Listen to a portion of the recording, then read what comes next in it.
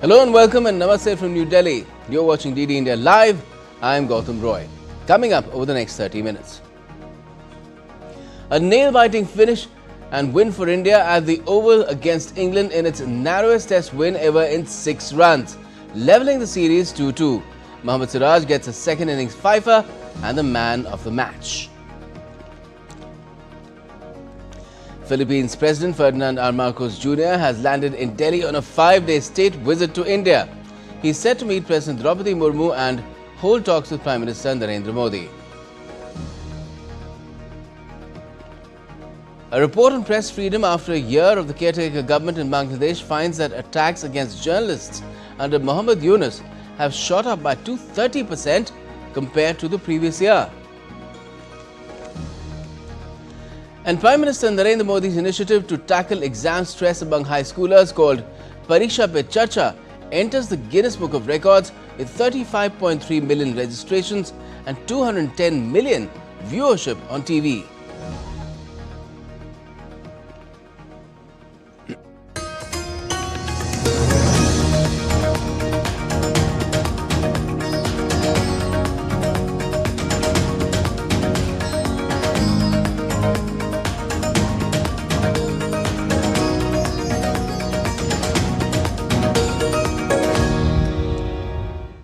First up, India's amazing win at the Oval. Mohammad Siraj picked up 5 wickets to help India to a famous 6-run win at the Oval on Monday. In addition to Siraj, Prasidh Krishna chipped in with 4 wickets. With the result, India levelled the series 2-2. Now, chasing 374 runs, England were in a bit of a pickle at 106 for 3. However, Harry Brook and Joe Root launched the counter-attack to push India onto the back foot. However, late last evening, as the conditions turned conducive for bowling, India managed to pick 3 wickets. And today in the morning, in a nerve-wracking passage, India held their nerve. India took the last 4 wickets in under an hour to bowl England out for 367. Siraj was India's hero, dismissing Jamie Smith and Jamie Overton before bowling Gus Atkinson to complete a 5-wicket haul. After Prasidh Krishna had bowled Josh Tongue for naught, Chris Woakes walked out to bat wearing a sling to protect his dislocated shoulder with 17 runs still needed. Atkinson hit Siraj for a 6 to give England a brief amount of hope and cleverly protected Woakes from the strike. But Siraj produced another brilliant yorker to earn India their narrowest ever test win. Now, Prime Minister Narendra Modi's popular interactive program with students, Pariksha Pe Charcha, has made history by winning the Guinness World Record for most people registered on a citizen engagement platform in 1 month.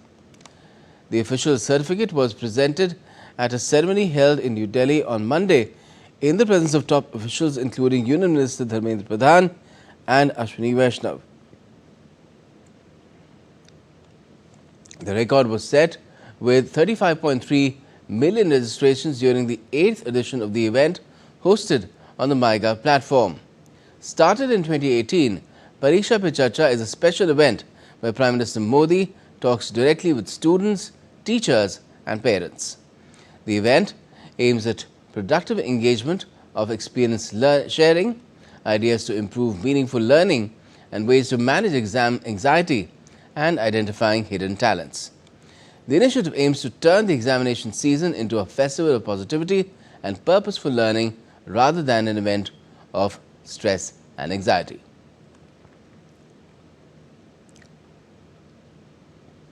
Now, a report by a Canadian agency has highlighted rise in mob lynching related deaths in Bangladesh since August 2024, in the aftermath of the political upheaval after former Prime Minister Sheikh Hasina left the country.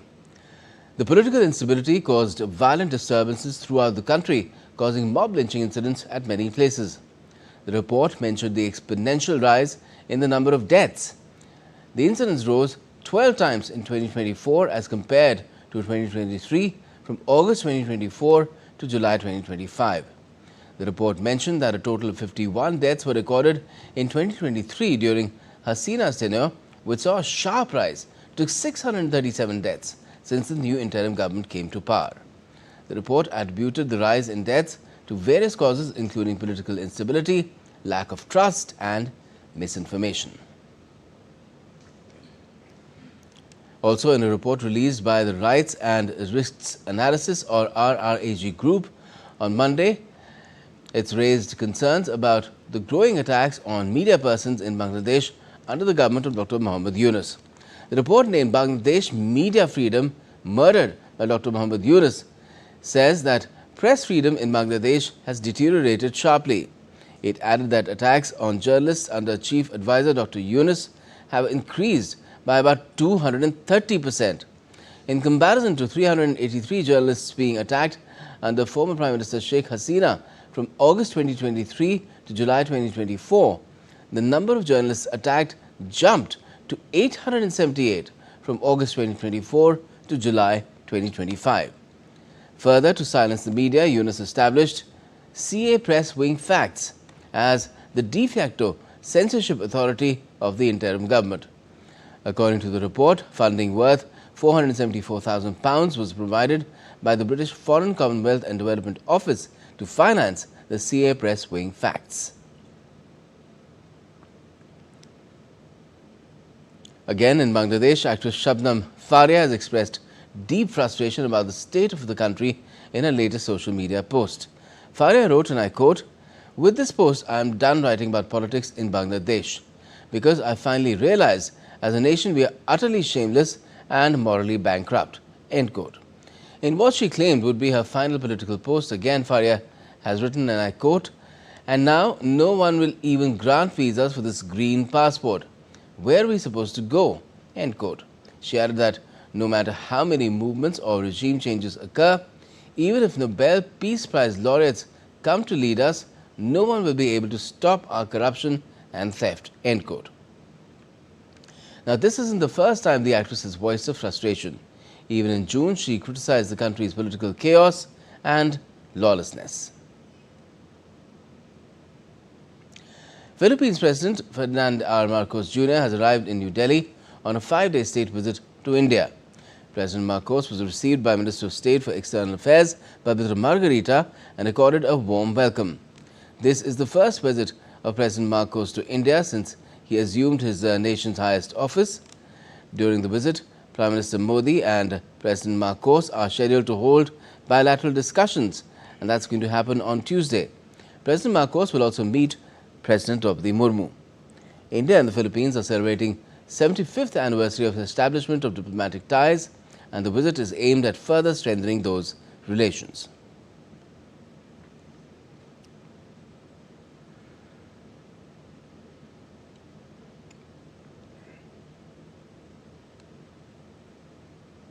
And India's External Affairs Minister Dr. S. Shankar has called on the Filipino President Ferdinand Bongbong Marcos Jr.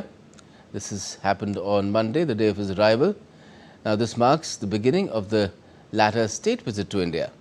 The meeting set a positive tone for the high-level engagements that lie ahead. Dr. Jaishankar expressed confidence that President Marcos' discussions with Prime Minister Modi on Tuesday would significantly deepen the bilateral partnership between the two nations.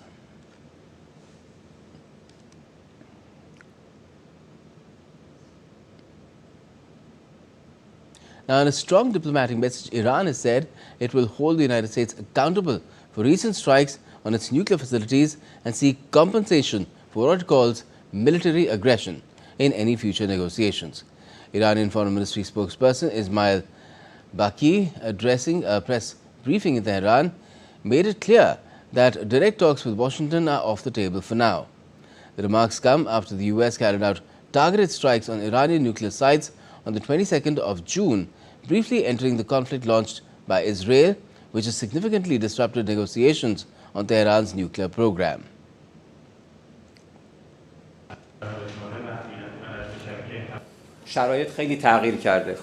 The circumstances have significantly changed, and in any potential negotiation or dialogue, without a doubt, the issue of holding the United States accountable and demanding compensation for committing military aggression against Iran's peaceful nuclear facilities will be one of the topics on the agenda.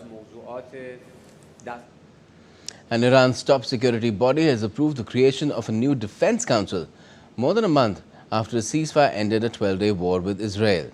The new body, which will be chaired by the President and include top military commanders among other senior officials and ministers, will be tasked with reviewing defense strategies and enhancing the capabilities of Iran's armed forces. On Friday, local media said the decision comes as part of broader structural changes to Iran's security apparatus. The move comes in the wake of a conflict with Israel that, according to official figures, left more than 1,000 people dead in Iran and 29 in Israel. Israeli Prime Minister Benjamin Netanyahu said on Monday he would convene his security cabinet this week to discuss how to instruct the military to proceed in Gaza and meet all his war goals. At the outset of a regular cabinet meeting, Netanyahu said, "We must continue to stand together and fight together to achieve all our war objectives." We are in the middle of an intense war in which we have achieved very significant and historic accomplishments. Because we are not divided, because we stood together and fought together. We must continue to stand together and fight together in order to achieve all the war's objectives, defeating the enemy, freeing our hostages, and ensuring that Gaza will no longer pose a threat to Israel. Later this week, I will convene the cabinet to instruct the IDF on how to achieve these three objectives, all of them without exception. Now, amid escalating tensions between Washington and Moscow, U.S. President Donald Trump has said U.S. Special Envoy Steve Witkoff is expected to visit Russia this week. After a visit to Israel and Gaza Strip, Witkoff is to travel to Russia potentially on Wednesday or Thursday. That's what Trump has said.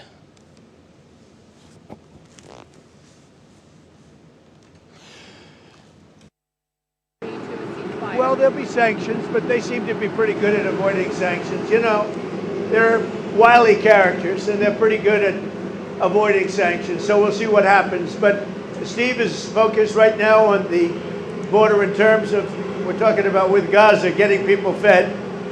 And he may be going, I think next week, Wednesday or Thursday, may be going to Russia. They would like to see him. They've asked that he meet, so we'll see what happens.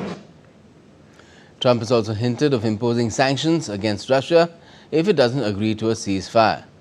The U.S. leader, who returned to power on a pledge to swiftly end the conflict, has in recent weeks rolled back his earlier conciliatory approach towards Moscow and signaled openness to arming Ukraine. And the Kremlin on Monday said that Russian President Vladimir Putin may meet the U.S. envoy Steve Witkoff this week and also praised the U.S. mediation efforts aimed to settle the Russia-Ukraine conflict. Now, in a response to U.S. President Donald Trump's statement, Kremlin spokesperson Dmitry Peskov has said that everyone should be careful about nuclear rhetoric. His comments came after Trump's order of 2 nuclear submarines to be positioned in the appropriate regions got played up all over the place. In this case, it's obvious that the American submarines are already on combat duty. That's standard procedure. But generally, we'd prefer not to engage in such debates or comment on this matter. We are extremely cautious with any statements regarding nuclear issues. As you know, Russia maintains a responsible position. Naturally, we think that everyone should be very careful with the nuclear rhetoric. Still to come in this edition of DD India Live.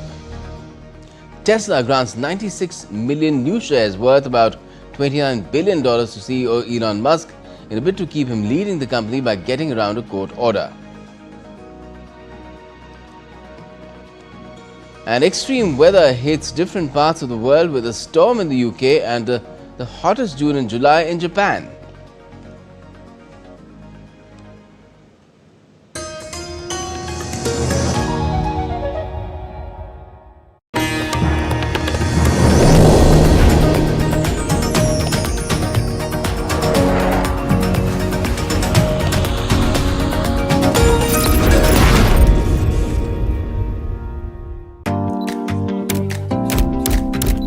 Oh, lovely. Well done. अब होगा बड़ा studio, नया camera, नई lights. लगे हाथ नई car भी ले लो उसी लोन से। नो, लोन लिए गए काम में ही लगाओ, समय से ईएमआई चुकाओ, क्रेडिट स्कोर बढ़ाओ और अगला लोन आसानी से पाओ। कार नहीं तो मेरी फोटो तो ले लो। आप कौन? आरबीआई कहता है वित्तीय समझदारी समृद्ध नारी।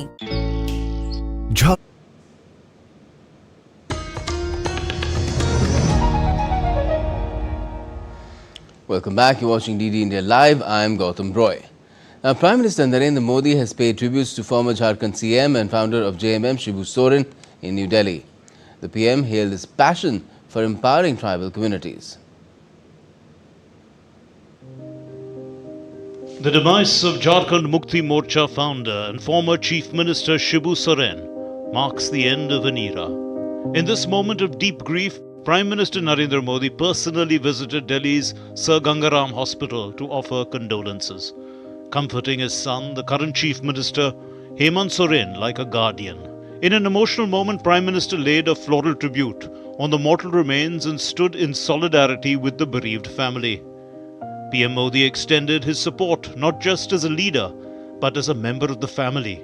In the Prime Minister's own words, Shibu Soren was a grassroots leader who rose through the ranks of public life with unwavering dedication to the public. He was particularly passionate about empowering tribal communities, the poor and downtrodden. With his passing, the world has lost a powerful voice of the marginalized.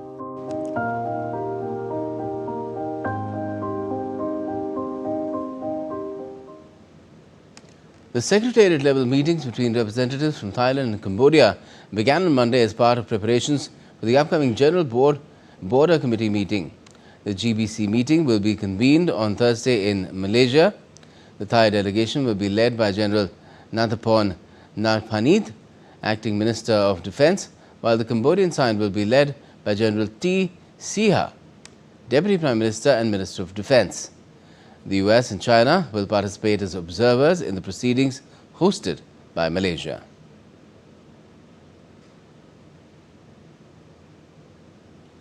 The Italian police have arrested 13 people in a nationwide sweep against Chinese mafia groups on charges related to drug dealing, sex trafficking and robbery.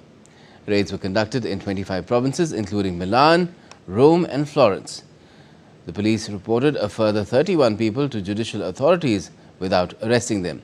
They said that the gang tend to exclusively target fellow Chinese and resort to intimidation and violence to achieve their goals. EV maker Tesla has granted 96 million new shares worth about $29 billion to CEO Elon Musk in a move aimed to keep him leading the company as he fights a court ruling that voided his original pay deal for being unfair to shareholders.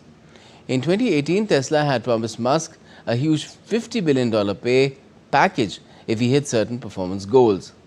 But earlier this year, a court in Delaware cancelled that deal, saying the company's board didn't do a fair job protecting shareholders when they approved it.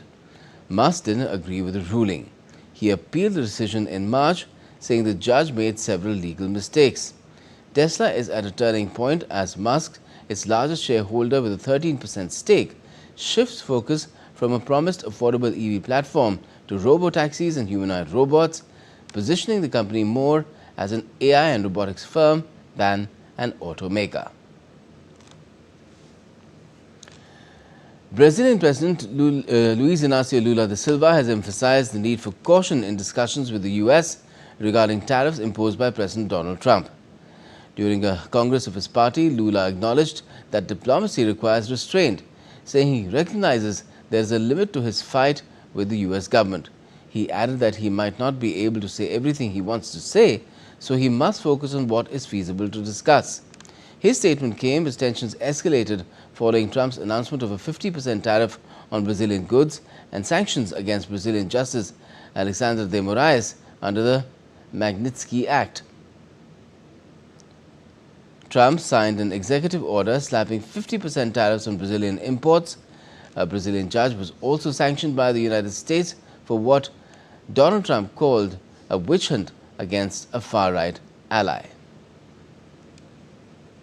Canadian Prime Minister Mark Carney expressed optimism on Sunday that negotiations with the US on trade would lead to something constructive. Carney, during a visit to Vancouver, also insisted that Canada is strong and would continue building on its own.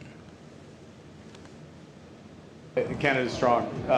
We can give ourselves far more than anyone can take away. We're building this great country. I just met with the Premier, building BC, building Canada, building in a Canadian way, building sustainably, building together, building positively, and that's what we're going to do. And yes, we will we'll come to something with the Americans, something constructive with the Americans.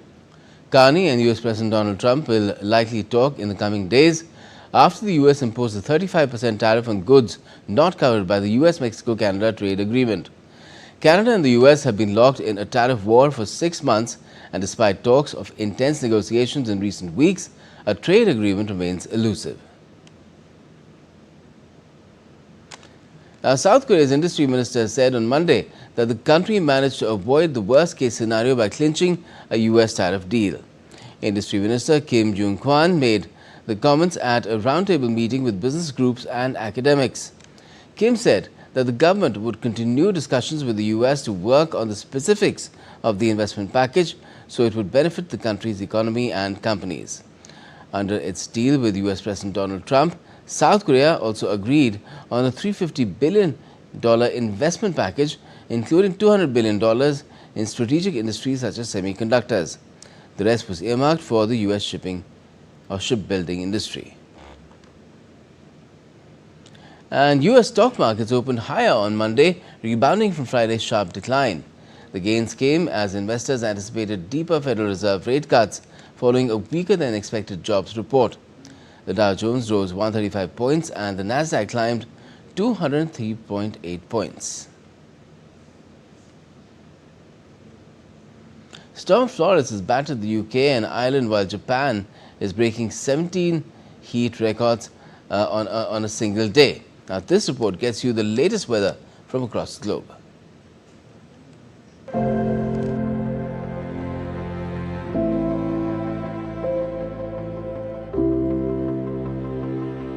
From storms to heat waves, various regions globally are grappling with severe weather events. Weather alerts came into effect in parts of the UK and Ireland as Storm Flores brought strong winds and rainfall. Authorities have advised people to stay cautious as visibility remains low and there's a risk of flooding. While UK reels under the impact of Storm Flores, Spain and Portugal have been bracing for a heat wave with Lisbon warning of a very high risk of wildfires. Temperatures are expected to soar above 42 degrees. This marks the second major heat wave of the season, coming just weeks after both countries recorded their hottest June. In Japan, 17 heat records were broken on Monday after the country sweltered through its hottest ever June and July. India's weather department issued orange alert for multiple states due to heavy rainfall forecast. Rain alert is in place for Himachal Pradesh, Sikkim and Kerala. In the hill state of Uttarakhand, traffic has been affected by rain-triggered landslides. The Chinese capital of Beijing has warned of a new round of heavy rainfall a week after the city witnessed floods which claimed dozens of lives. In Taiwan, 4 people were killed and nearly 6,000 evacuated after the island recorded more than a year's rainfall over the past week. Bureau Report, DD India. Now let's return to sports beyond cricket. Olympic champions Summer McIntosh and Leon Marchand each took home their respective swimmer of the meet honours to wrap up the World Aquatics Championships in Singapore. Both claimed gold medals in the women's and men's 400-metre individual medley. Teenager McIntosh won her 4th gold medal of the week as she finished more than 7 seconds clear of silver medalist Jenna Forrester on Sunday with a championship record time of 4 minutes 25.78 seconds. And Frenchman Marchand scraped through in the men's 400-metre medley heats with a sluggish performance but recovered to win gold. The 23-year-old Paris Games hero set a new world record in winning gold in the men's 200-metre individual medley on Thursday, but was 2 seconds shy of breaking the 400-metre world record he set in the 2023 World Championships. Olympic champion Pauline Ferrand-Prévot scripted history by winning the Tour de France Femme on Sunday. With this feat, she became the first French woman to win the prestigious multi-stage bicycle tournament. Adding more to her glory, she did it all in her first attempt. In her victory speech, Pauline expressed joy and gratitude, crediting her teammates for helping her overcome early nerves and achieve her dream of winning the yellow jersey.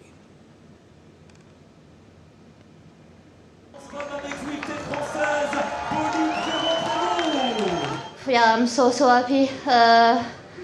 It was the day didn't start really good because I was a bit too far back in the first downhill.